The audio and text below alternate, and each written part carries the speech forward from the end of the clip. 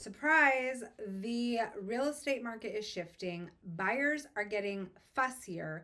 And the last thing you want to do is have a home inspection that keeps your home on the market for longer and potentially from selling, and definitely will cost you money. If you are a seller getting ready to sell your home, please watch this video. There are key tips on how to prepare your home for the home inspection piece of the game so that you don't fail the home inspection, you don't lose buyers, and you don't lose money. Okay, I'm going to give you a couple, first, right off the bat, check these off your list so that before the home inspector even arrives, you know that these things are in order, tip-top shape, and ready to go. The first thing I would absolutely recommend, and people think that this is the antithesis of what you should do. You should show your home to the home inspector in its present current condition. I disagree with that. A home inspector, from the moment that they walk in your home, will judge your home whether they mean to or not. So I would actually advise that before the home inspector comes, you do clean your home. Declutter your home, make everything accessible, make it easy for the home inspector to get around and see things. So that's the first thing on the list. The second thing I would advise that you do is make sure that your smoke detectors and your CO2 detectors are installed and are working. These are small little items, but if you have a long laundry list of items, a buyer is going to get scared away and it is going to be harder to sell your home. So make sure that the small things that you can control, you have control over.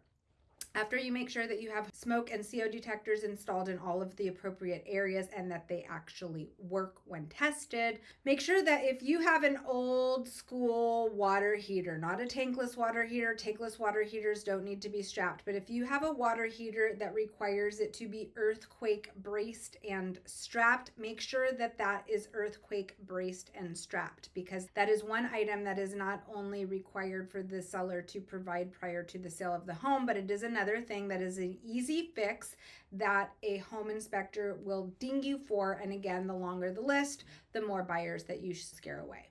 So those are my tip-top minor fix advices before the home inspector even walks in your home. Do those things.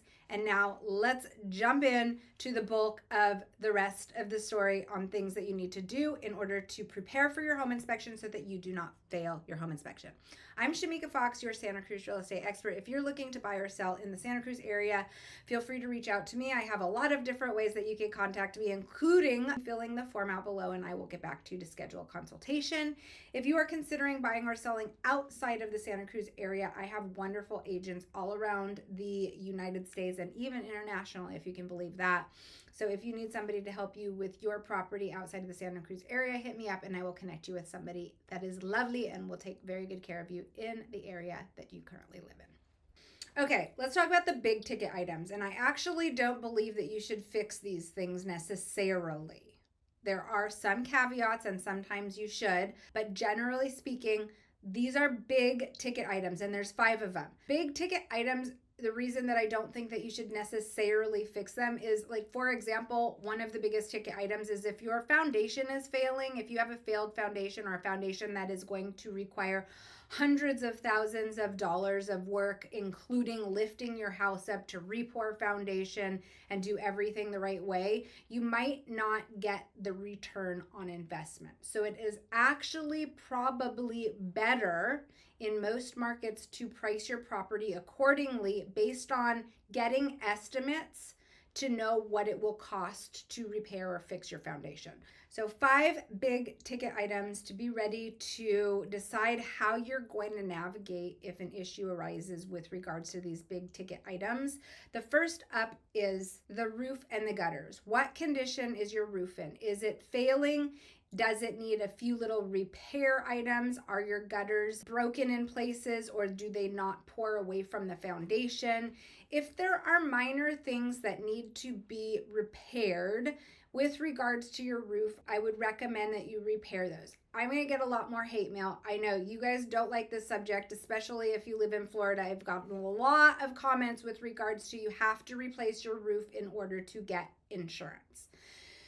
It is not like that everywhere in the United States. In California, there are some roofs that you do have to replace. Like a shake shingle roof, you can't get insurance on, and if you can't get insurance, you can't get a loan.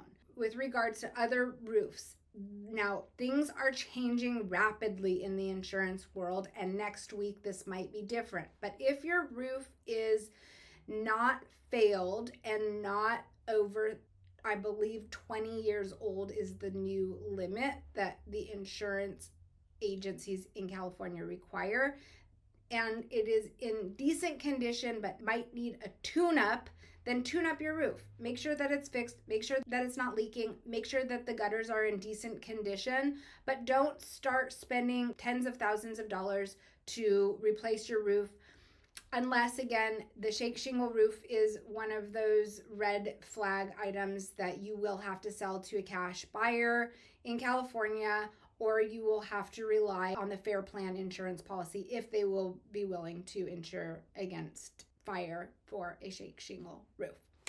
Okay, the second thing is foundation.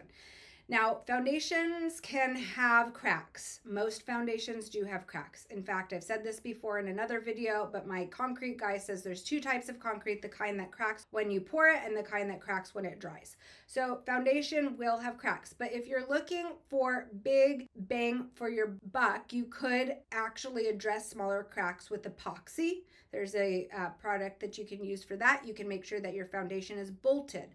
But if you have a foundation that has failed, it's crumbling, there is no hope for reviving what is currently there, and you're talking about hundreds of thousands of dollars to lift the house, repour foundation, I'm not suggesting you do that, because getting a return on investment for something like that is very challenging, because something like that is a very expensive project. So if you have a failed foundation, I would suggest actually just providing a estimate of what the cost should be for a buyer so that they can consider that when they're making an offer, and then pass that on to the buyer to deal with. You will not get the same amount if you don't have a failed foundation, because that's a structural component, one of the 5 majors, but I would still suggest that you pass that on to a buyer with the disclosure item, knowing this is going to cost you approximately this amount of money. Third big ticket item is plumbing. Now, what I would recommend with regards to plumbing in preparation for your home inspection is go around to every sink and faucet, turn them on, see if they're leaking, see if there are any leaks underneath the sinks. Those are kind of minor fixes, and I would actually call in a plumber and have those items fixed prior to your home inspection. Now, if we're talking about repiping the entire property because you have old galvanized piping, that is one of those things where you probably won't get the return on investment. And in instances where the home inspection is going to suggest that the property be completely repiped, I would probably get a plumbing estimate and provide that plumbing estimate to a buyer so that the buyer can take that into consideration when they are making the offer. But I would go around, test your faucets, test your shower heads, look underneath the sinks, and if there are any active leaks in those areas, I would fix those prior to having the home inspector come to your house. The fourth major component is electrical. Now, electrical is an interesting one, right? I've talked about Zinsco and Sylvania panels. Those are old panels that every single time I have an inspection and one of those types of panels is in place, you will get dinged for having that type of panel. Those types of panels are notorious for not tripping. They could be fire hazards. Sometimes you can't get insurance because you have one of those panels. Those companies have actually gone out of business. They bankrupted and went out of business. So every home inspector that you have out to your house will recommend that you upgrade your panel to a newer panel. With that said, the small things that you can do to prepare for your home inspection so that you don't fail it with regards to electrical is make sure that there are GFCI outlets in all the wet areas. So that's the laundry room, the kitchen, the bathrooms. Make sure that you do not have any reverse polarity in your outlets. If you have one of the, you can actually buy these little electrical testers and you plug them in and it'll tell you if it's correct or incorrect. And if it is incorrect, you have reverse polarity, I would call an electrician and I would have them fix that. That's an easy fix. It's a quick fix. It shouldn't be too expensive. The other thing I want you to do with regards to electrical is go around and turn on every single light in the house. If there are any dead bulbs, replace those bulbs. If a home inspector is at your house and a light fixture does not work, he's not going to know if it's the bulb or not, and it is going to add a ding on your home inspection. So those are the quick and easy fixes with regards to electrical. If you do have a Sylvania or a Zinsco panel and you don't want to go through the headache of replacing it, then get an electrician to give you an estimate so that the buyer can consider that with their offer, and they're not going to then cancel escrow once their offer is accepted because they already know it's going to be a few $1,000s to upgrade that panel.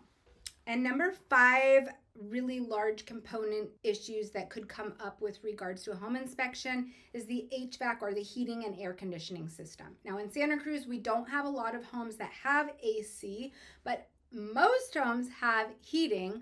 So I would recommend, first and foremost, replace your filter. Home inspectors will look, and if they see a dirty filter, that will give them a red flag that the unit has not been maintained. If the filter has been replaced and it's clean, they think, oh, it's been maintained, that's great.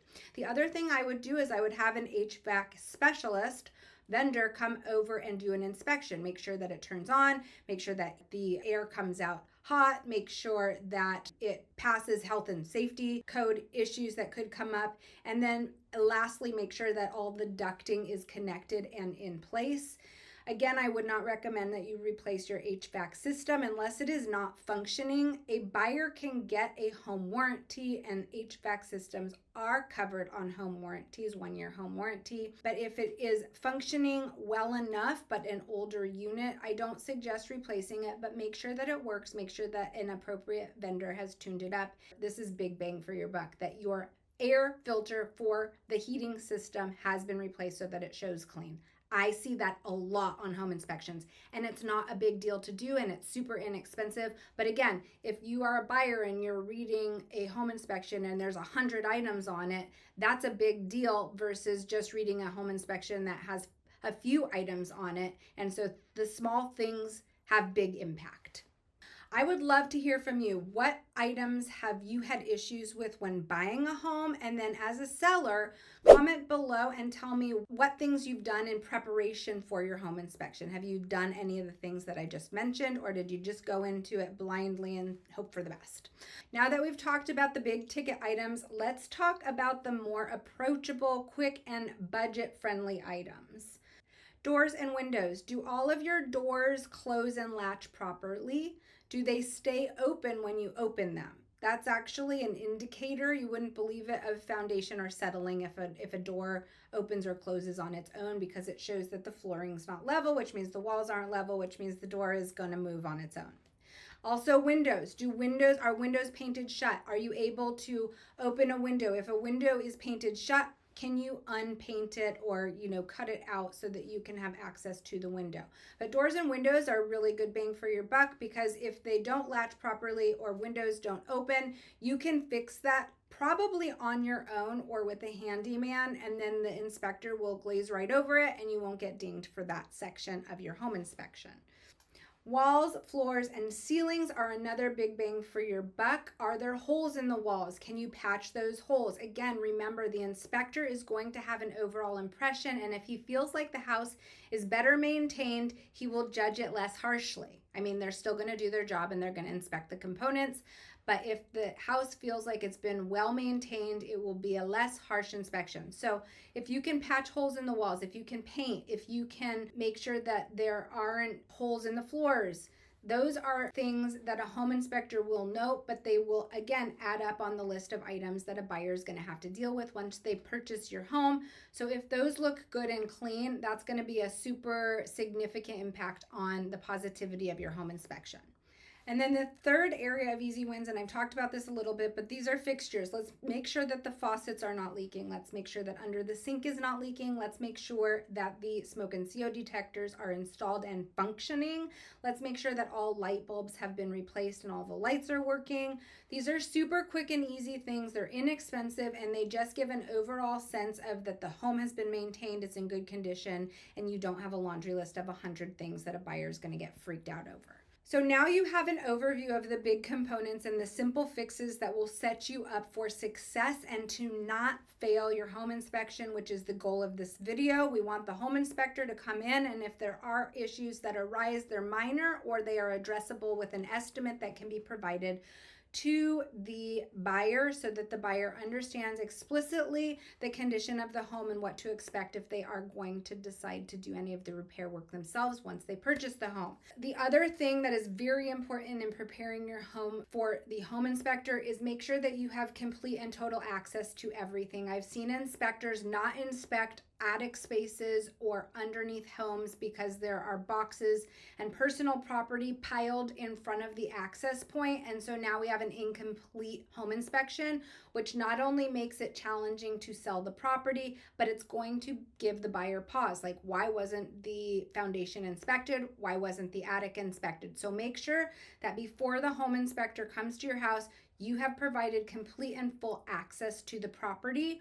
Also, make sure that all the utilities on. We want the water on, we want the gas on, we want the electricity on. I've had inspectors come to an appointment and then they leave because the utilities are not on and they cannot do their job, which means now you have to pay twice, right? They've already come to your house, you're gonna have to pay a visit fee, and now you're gonna have to get the utilities turned back on, and you're gonna have to pay again for when they can come back and have full access to everything because the utilities are turned on. So don't spend money unnecessarily. Make sure that there's full access to the property and make sure that all the utilities are on.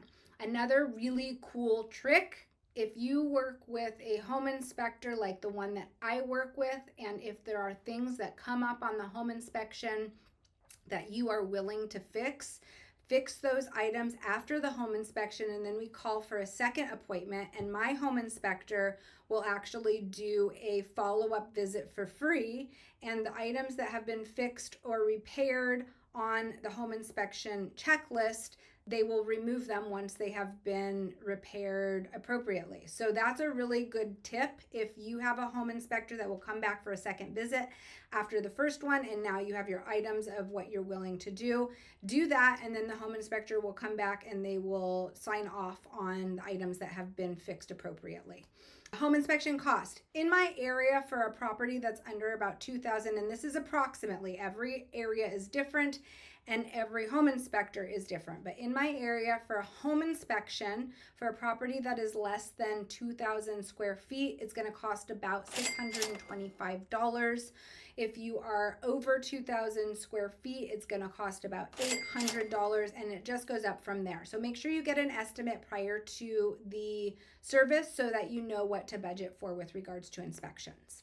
Another really good thing to have on hand for the home inspector when they are there, if you have any paperwork, if you have any warranties or receipts for installation of roofs, of HVACs, of any foundation work, any work that has been completed to your property in order to make sure that it is in good condition. If you have that paperwork, provide it to the home inspector so that they know that it's been done by a licensed contractor if it has, or that they can see when the work was completed and by whom. That is a really good pro tip. My last pro tip, if you've listened to the end, congratulations, I really appreciate it, is check with your realtor to find out if there are any local requirements or point of sale requirements that are specifically required for each municipality so that you don't fail that inspection. In Santa Cruz County, we have a sewer lateral ordinance, we have a septic ordinance, and as of September, we now have a well ordinance. So make sure you understand if there will be point of sale requirements so that you can prepare for those as well. That's it. You made it to the end. Thank you so much for tuning in. I hope you don't fail your home inspection as a seller so that you can get the best buyer and the best price and the best terms for your property. If you have any questions, feel free to leave them in the comments below, or you can hit me up anytime. My phone number is pinned at the top of the comments in this video. I would love to connect with you. If you are looking to buy or sell in the Santa Cruz area, please reach out. I would love to be your realtor of choice. And if you're looking to buy or sell real estate anywhere outside of the Santa Cruz area, hit me up and I will connect you with a wonderful realtor in the area that you live and or want to move. Thank you so much for tuning in, and until next time.